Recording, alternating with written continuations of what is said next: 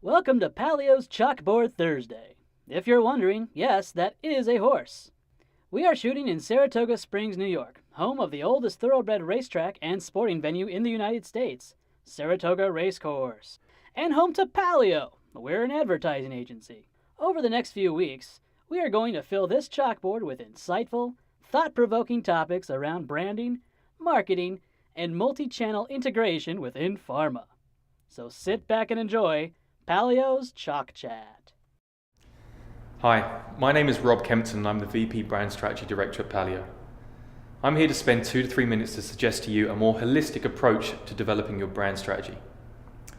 I was talking to a client earlier this year and we were swapping stories about how different companies approach marketing. And she mentioned that she felt the industry has been generally short-sighted in how it engages with patients. At the time, I didn't give it too much thought, but a few weeks back I was involved in a strategic planning process for a global client. And I found myself listening to a lively discussion about what the product should communicate. There's nothing new there. But there was an interesting comment from one of the European marketing managers who offered up the idea that the brand in question could stand for something much bigger than its clinical features and benefits, and do so much more for patients. Now there's a few questions that we can draw from these two conversations. Who's the target? Traditionally, it's healthcare professionals as the decision maker. What does patient support really mean?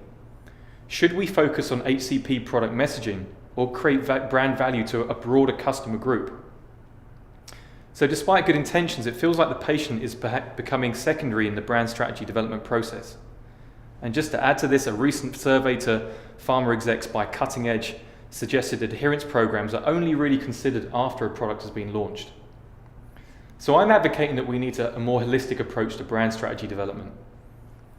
For the patient to become central in developing brand strategy, we as marketers need to be engaging with patients sooner, in a more meaningful way. There are some key questions all strategists should be asking. What factors do patients consider when choosing treatment? What do they need help with once they've started therapy? What's the most likely to affect their chances on successful treatment? Who's really supporting them? And are we as brand stewards having ongoing dialogue with patient groups?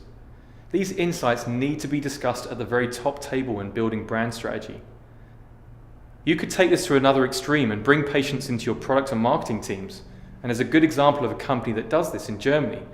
They're called Grünenthal, and they have a mission to become the most patient-centric pharmaceutical company in the world. This company even has patients sitting on their board in the interest of shared goals. You'll find the best examples of patient-centric brands in companies launching orphan drugs for rare diseases, where patient numbers are so small that finding and keeping them is the challenge. These companies have brands that stand for more than just product benefits alone, and they tend to stand for patient and family support, disease knowledge, risk minimization, the list goes on. So ultimately these brands stand for the hope that these treatments bring, and the return on investment is indisputable. Perhaps these ideas can be scalable to products that serve larger patient population. Who knows?